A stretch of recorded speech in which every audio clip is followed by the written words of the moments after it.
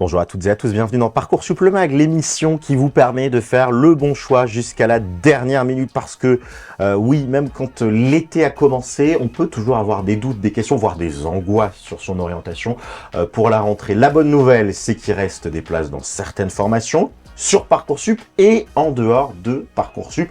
Et c'est le cas de l'école qu'on reçoit aujourd'hui, Enesia, qui travaille sur toutes ces questions de l'intelligence artificielle, de la data, des secteurs qui sont très porteurs qu'on va découvrir ensemble et qui recrutent tout l'été en dehors de Parcoursup. Pour en parler, nous recevons Catherine Garcia, bonjour. Bonjour. Vous êtes présidente d'Enesia et vous allez beaucoup mieux que moi dans quelques instants présenter cette école et les formations accessibles après le bac. Au programme de ce nouveau numéro de Parcoursup le Mag, on va découvrir justement Enesia en 2 SPI, place ensuite à la bio pour savoir quelles sont les formations qui vous sont proposées directement après le bac. On se posera ensuite une question cruciale, est-ce que vous êtes faite ou fait pour étudier à Enesia? Ça sera dans la rubrique Ça match. On parlera ensuite de tous les à côté, la vie étudiante, la vie associative, les stages, l'insertion professionnelle, tout ça sera dans notre rubrique C'est comment. Et puis on terminera par nos 2 rubriques de fin. D'abord l'ultime bafouille, les derniers mots de la formation, et puis ça sera l'heure de ma conclusion dans notre rubrique En bref. Mais on commence sans plus tarder par notre rubrique en 2 SPI.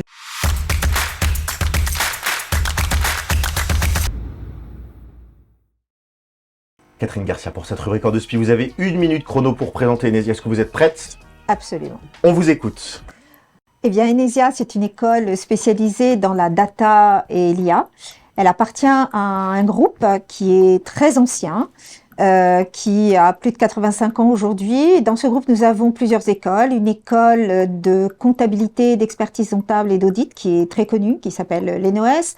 Nous avons une autre école très connue dans le monde des transports qui forme des managers en transport et logistique. Et nous avons également une école de RH. Et il se trouve que ce groupe, depuis donc 85 ans, accompagne les mutations de ces professions, expertise comptable, audit, transport. Et donc, c'est tout naturellement que dans ce cadre, nous avons songé, il y a à peu près 5 ans maintenant, à développer une filière data et IA, puisque, ce n'est pas la peine de l'évoquer plus que cela, tout le monde est bien au fait aujourd'hui de l'impact de la data et de l'intelligence artificielle sur tous ces métiers. Donc nous avons décidé de monter Enesia. Notre but, c'est de former des managers de demain qui sont spécialisés dans ces secteurs, bien sûr, mais qui ont aussi un prisme métier. Notre credo, c'est que l'on comprend encore mieux la donnée et l'intelligence artificielle lorsque l'on sait de quoi l'on parle et qu'on connaît les métiers. Donc nous avons démarré avec des partenariats élargis dans les métiers de l'expertise comptable et de l'audit pour aller ensuite vers les métiers de transport et d'autres métiers qui viendront par la suite. Donc chez Enesia, nous proposons donc des bachelors en alternance ou en initiale, master également et formation continue bien sûr avec un double cursus, soit data et IA, je dirais technique, soit des parcours data, IA et business. Et on va aller plus loin dans ces sujets avec notre première rubrique, la bio.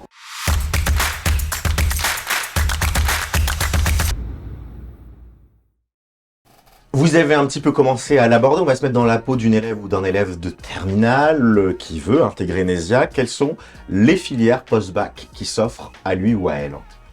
Alors, comme je vous l'ai dit tout à l'heure, il y a une filière, je veux dire que nous en avons 3. Nous avons une filière data analyst, je dirais classique, technique. Nous avons une filière qui s'appelle data et business. Donc là, on est plus sur de la data, bien sûr, puisque nous nous attachons une grande importance aux aspects techniques, mais c'est plus ouvert vers des fonctions de chef de projet. Et puis une 3e filière que nous avons montée en partenariat avec une des écoles de notre groupe qui s'appelle l'ENOS. Et là, nous proposons un double cursus, le cursus du DCG, le diplôme de comptabilité et de gestion à l'ENOS, avec en parallèle notre diplôme de data et business à l'Enesia. Comment faire le choix entre ces différentes filières? J'imagine que ça n'est pas fait pour le même profil d'étudiantes et d'étudiants. Alors, si vous voulez, je vais peut-être commencer par celui qui est le plus simple à évoquer, c'est ce double cursus entre le DCG et la data. Clairement, là, ça s'adresse à des gens qui vont vouloir vraiment travailler la comptabilité de manière très approfondie, puisque le DCG, je dirais, c'est la voie royale vers la comptabilité, mais surtout, qui vont vouloir exercer les métiers de la comptabilité comme on les exercera demain. Nul doute, la data, ChatGPT transforme tout et ces métiers n'échapperont pas à cette révolution, bien sûr. Donc là, ce sont des jeunes qui vont s'intéresser à la compta, mais avec une vision de précurseur. Ils vont être les premiers. Alors, sachant que dans cette école de comptabilité, on forme déjà les jeunes, on essaie de les former à la data le plus possible, mais en tout cas, les parcours sont déjà lourds, les cursus sont lourds. Donc là, c'est vraiment la première fois qu'on aura un double cursus qui sera aménagé de telle manière que les étudiants vont faire que les étudiants vont vraiment pouvoir non seulement faire le parcours comptable, mais avec la data, et donc ça c'est vraiment l'avenir. Ça c'est le premier point, mais là ce sont vraiment des jeunes qui ont déjà une appétence, qui veulent aller vers la comptabilité. Ensuite, vous avez ceux qui s'intéressent à la data et à l'IA, bien sûr, mais qui ne sont pas hyper techniques. Donc ceux-là, le parcours c'est vraiment IA et business. Ça, il n'y a pas de doute, ils feront de la technique suffisamment solide pour être capables de bien comprendre leurs interlocuteurs qui, eux, seront des data analystes, des data ingénieurs ou des data scientists. Et la troisième filière, là, c'est beaucoup plus tech, c'est data analyse pour aller ensuite vers des masters plus spécialisés, data engineer, data analyst et data scientist. D'un point de vue pédagogie, comment ça se passe? Est-ce qu'on est sur des cours en amphi? Est-ce qu'on est dans de l'appliqué? Comment vous formez un petit peu à tous ces métiers? Alors non, les cours en amphi, c'est relativement rare, ça peut arriver. Alors ça peut être des conférences, on a pas mal de partenaires qui viennent nous exposer ce qu'ils font, donner des témoignages. Donc ça, oui, mais ce sont surtout des cours. Lorsque ce sont des cours, ce ne sont pas des cours en amphi, donc ce sont des cours qui sont avec un enseignant et puis un nombre d'étudiants, je dirais de nombre de classes normales, pas des amphis de 100 ou 150 personnes. Et puis sinon, il y a bien sûr des cas pratiques, des applications et des cours aussi transverses entre des formations différentes au sein de nos écoles d'ailleurs, puisque l'intérêt aussi, c'est que nos étudiants ont une matière transverse qui peut s'appliquer à la comptabilité, au transport, au RH et à d'autres sujets que nous aborderons plus tard. On va se poser une question essentielle désormais. Est-ce que vous êtes faite ou fait pour intégrer Enesia? On en parle tout de suite dans notre rubrique Ça match.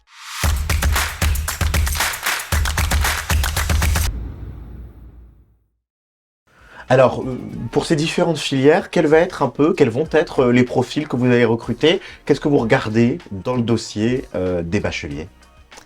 Alors, je dirais que ce que l'on cherche, c'est que ce sont clairement des gens qui n'ont pas une allergie profonde aux sciences, aux mathématiques. Ça, c'est clair, il y a des prérequis.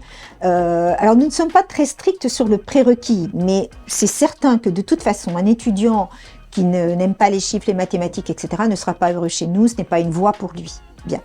Cela dit, nous avons parfois des parcours un petit peu atypiques, c'est-à-dire des gens qui n'ont pas forcément pris toutes les options que l'on peut imaginer pour rentrer en école d'ingénieur, mais qui ont fait ça parce qu'ils ne savaient pas trop quoi faire et qui ont quand même une appétence pour l'informatique, pour les mathématiques ou pour les sciences de façon générale.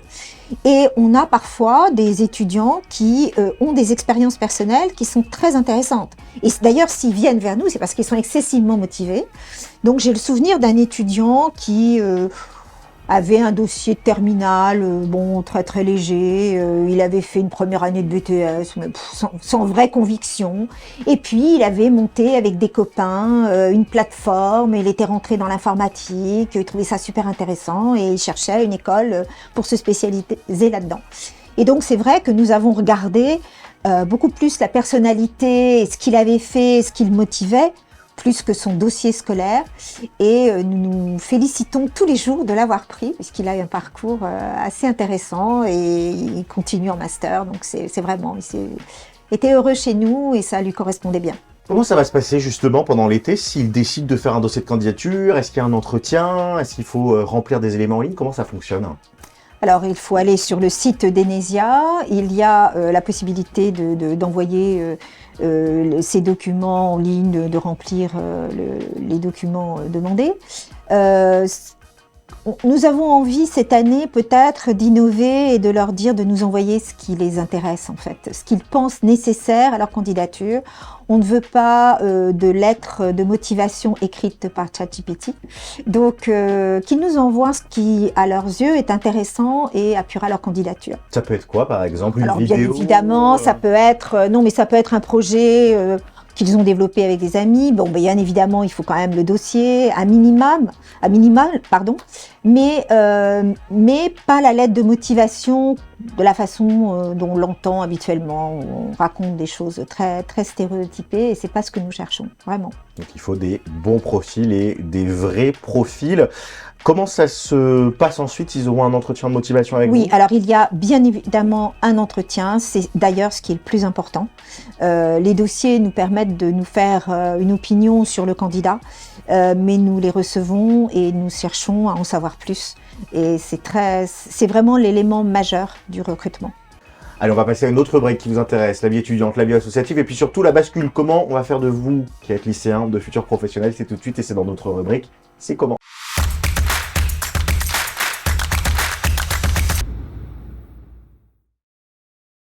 À quoi ressemble la vie étudiante à Enesia? Quels sont un peu les temps forts dans l'esprit que vous avez chez vos étudiants? Eh bien, je dirais que les temps forts, c'est la découverte de la matière, souvent, hein, puisqu'ils arrivent très motivés, ils attendent beaucoup de choses et ils sont souvent ravis de ce qu'ils découvrent. Donc ça, c'est vraiment ce qui nous fait le plus plaisir, je dirais. Je pense que le témoignage le plus sympa que j'ai eu, il y a très récemment, un étudiant me dit « mais moi je suis arrivé là, j'avais très peur des maths, je me disais moi les maths j'aime bien, mais enfin sans plus quoi ». Et là il me dit « je trouve ça génial ». Et en fait c'est ça un peu la magie, c'est de découvrir certaines matières, on ne sait pas très bien à quoi elles s'appliquent, mais finalement quand on est dans le vif du sujet, on en comprend toute l'utilité et à quel point ça peut avoir des débouchés excessivement concrets dans la vie de tous les jours. Donc voilà, les temps forts, ce sont ces découvertes, c'est de rencontrer aussi les enseignants que nous avons, hein, qui ont des expériences larges, qui sont des vrais professionnels, et ça leur permet d'avoir un horizon beaucoup plus vaste, et ils sont très, très heureux de cela. Parlez-nous également des opportunités professionnelles pendant les études. Est-ce qu'on peut faire des stages, de l'alternance? Comment ça fonctionne? Alors, les stages, oui, pour les étudiants qui sont dans des cursus qu'on appelle initiaux. En revanche, l'alternance est ouverte à partir du B3, donc de la 3e année de bachelor, en M1 et en M2 également. Nous avons des entreprises qui nous sollicitent également pour de l'alternance dès la première année. Donc ce n'est pas impossible. Au début, nous ne l'avons pas fait parce que nous pensions que c'était trop tôt. Mais il y a une telle demande dans ce domaine que les entreprises viennent vers nous en nous disant « mais finalement, peut-être que dès la première année ». Donc ce n'est pas quelque chose d'impossible, ce n'est pas courant aujourd'hui du tout, mais en tout cas, ça se profile peut-être même déjà pour la prochaine rentrée. Et les débouchés, comment ça se passe? J'imagine que en mélangeant l'intelligence artificielle, la data et un côté compta, vous formez les rois du pétrole, entre guillemets. C'est très beau. Alors, ce n'est pas que la compta, hein, je tiens à le dire. Nous avons démarré par là parce qu'il y avait une très grosse demande, parce que c'est là où nous avions nos partenaires du fait de l'historique du groupe. Mais en réalité, ce n'est pas ça du tout. Et nous avons des étudiants qui sont partis en data chez un des big que je ne nommerai pas, et qui après est allé dans le domaine de la com, et qui aujourd'hui travaille dans une start-up très tech. Donc vous voyez, la data, c'est quand même un sujet, data et intelligence artificielle, ce sont des sujets transverses que l'on peut décliner dans le monde de la comptabilité et de la finance, mais des transports, des RH, du marketing, de la santé. Donc c'est excessivement large. Il y a une très forte demande, hein, les entreprises ont beaucoup de mal à trouver de bons profils. Donc en termes de débouchés, ce n'est pas du tout un sujet.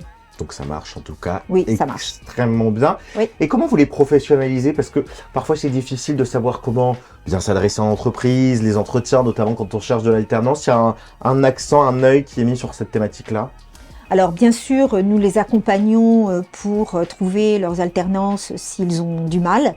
Et puis dans le groupe, nous avons aussi des pôles dédiés qui peuvent les accompagner au-delà de la sphère d'Enesia elle-même. Donc oui, on ne les laisse pas tout seuls, on s'occupe d'eux si c'est nécessaire. Mais en fait, ils se débrouillent aussi très bien sans nous. Allez, on arrive à la fin de cette émission. Avant de nous quitter, place à l'ultime bafouille. C'est votre ultime bafouille? Catherine, pour cette ultime bafouille, je vais vous demander de vous adresser à la caméra en face de vous pour un dernier message que vous avez envie d'adresser à celles et ceux qui nous regardent. Écoutez, c'est très simple. Enesia, école de data, IA, renseignez-vous, venez nous rencontrer, on vous expliquera tout. Vous n'avez qu'à venir nous voir. Eh bien voilà, clair, précis, net et concis avant de nous quitter pour de bon. C'est à mon tour, c'est mon mot de conclusion, c'est en bref.